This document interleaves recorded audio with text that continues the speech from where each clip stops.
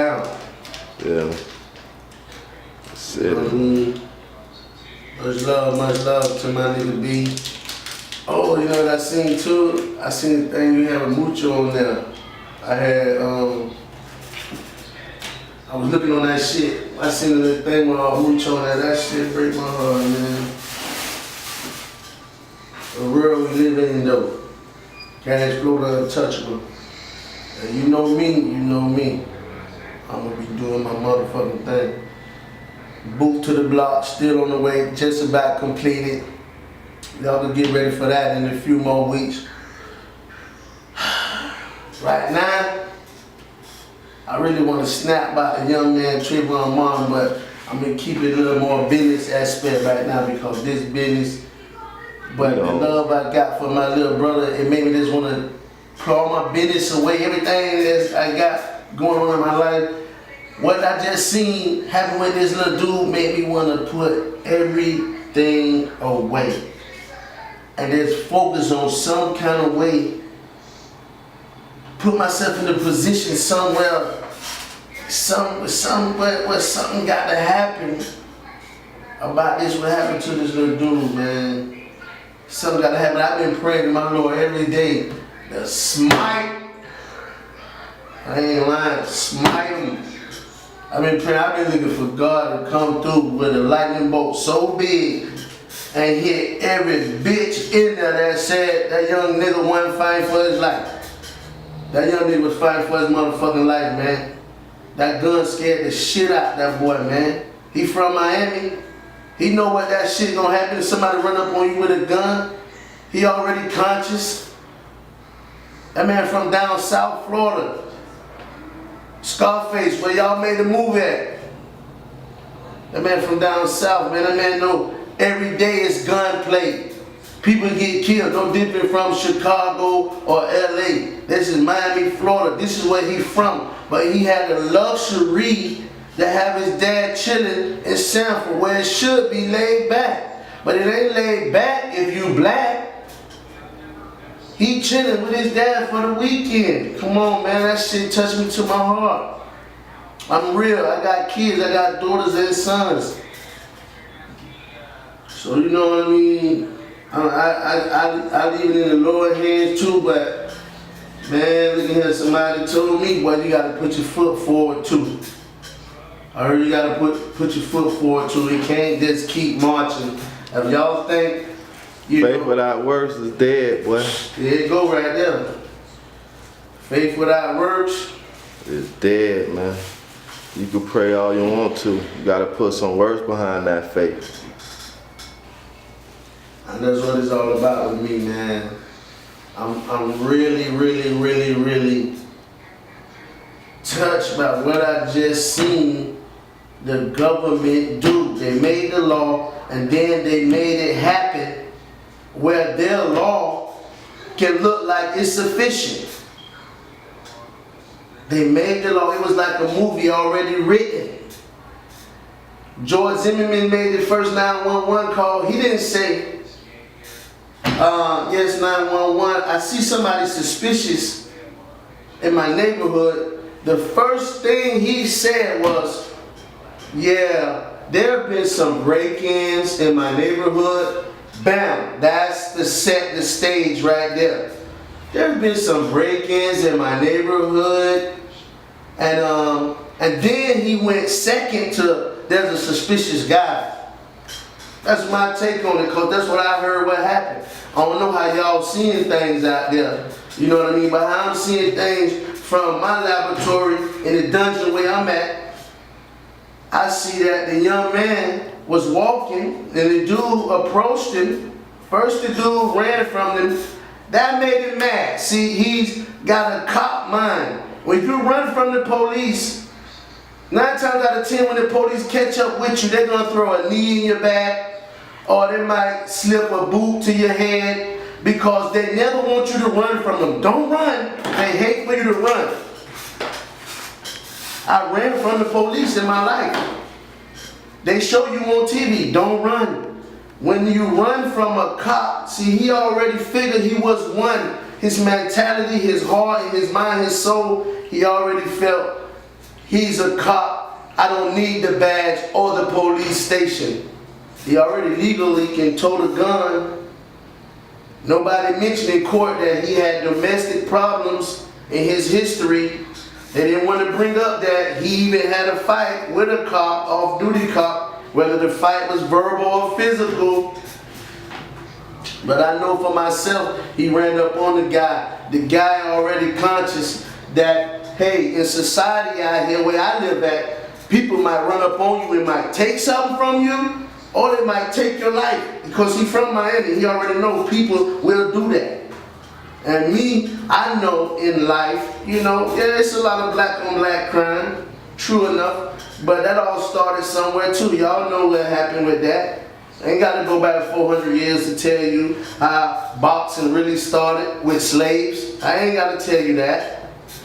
I don't have to take you back 400 years to tell you that. Where black on black crime really started at. But today, the man can't walk home with a bag of candies and talk to one of his honeys on the phone. I got my hoodie on if it's windy out, if it's rainy out. Everybody don't have a plastic jacket or an umbrella. You wear what you got. You go to the store for your little brother, you want to come back home and watch the All-Star game? It's so crazy.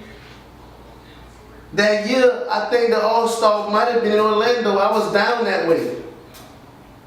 I'm just saying to myself that, hey, the man got a gun. He set the stage when he said, there's been break-ins in my neighborhood. He never said, there's a suspicious guy in my neighborhood. That should have been the first thing he said to the police if he really was concerned. The government made the law. They set the stage like a movie, and they made sure that their law, this guy right here, all of a sudden, he can come out and say that that person's suspicious because it's rainy out. If he was the only guy outside, 9 times out of 10, you should know everybody else is inside. So who's finna break in the house when everybody is inside? The only reason you see this guy outside is because he's taking a risk in the weather to go and get a few snacks for his family. I ain't no lawyer, but I ain't dumb. And they're not dumb either. The prosecution team is used to putting young black males in the Florida Department of Corrections. That prosecution team, I don't know where particular county they came from. I heard it was from out of county, but it's not in their ways. They never had those ways because prosecution teams are the people who send us to jail for driving with no license, send us to jail for driving without paying child support. Those are the prosecution team. That prosecution team was, if they told that prosecution team, you go out and prove that Trayvon Martin hit Zimmerman first, guess what? That's what they were going to do.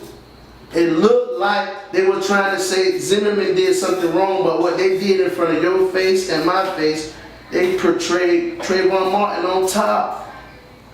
The defense, how could you say this man was on top? You wasn't there. Zimmerman was there. That guy grabbed the guy. They probably never really hit the ground. He grabbed the dude, man. If you put a gun out on this guy right now, at his age, this nowadays, today, if you put a gun out on Trayvon Martin while he walking home without a gun on the phone, that means he's not up to nothing. That man ain't up to nothing. But they want to make it look like he up to something. This is what the state want to make it look like. The man came in the courtroom with a brick and said that the young dude was not unarmed. He said the dude armed himself with a concrete slab. That shit was crazy, man. So hey, I just look at it like this here, man. If you really want to know, the prosecution team didn't set out to free, they didn't set out to really convict George Zimmerman. That's not in their repertoire. Their repertoire is to make sure dudes like Trayvon stay in the system where they're making billions and billions of dollars off the Department of Corrections in the state of Florida. It's over probably 100 prisons in Florida. All over Florida, you got prisons in just about every county. Man, the prosecution team was already filthy rich. They didn't need no money. They didn't help us see that Trayvon Martin. They just let the people say he threw the first punch. That's how they let it. They let the defense say he threw the first punch, and they left it that way. How the fuck could you leave it that way?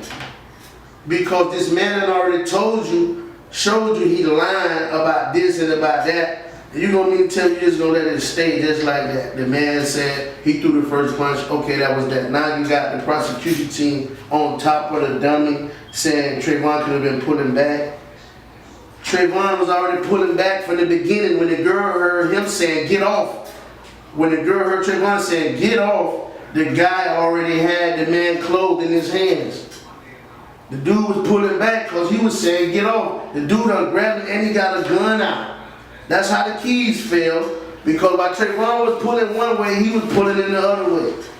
That's what they say. But he stuck the gun to his chest and stopped it, because he was probably about to get away. That's how he dropped his keys. His phone, his keys right here, his phone right there. That means Trayvon still pulling that way. He already said get off. The girl on the phone heard Trayvon say get off. America, everybody already know when people get close, you say get out my face. If somebody is on you, you say get off. You tell them to get off. Black people or white people, everybody knows if somebody got you when you don't want them to have you, you're going to tell them to get off. The man said get off. The dude wasn't getting off. He was holding him because he already felt like he was up to something. When not using his common sense, dummy, if everybody is in the house on a rainy night, who breaking in houses? Who breaking in houses if everybody already in? That man wasn't trying to break into a house. That dude seen somebody that he felt like he can put down his force with him because he already had his gun. He felt like he can make something happen tonight. Man, he made something happen.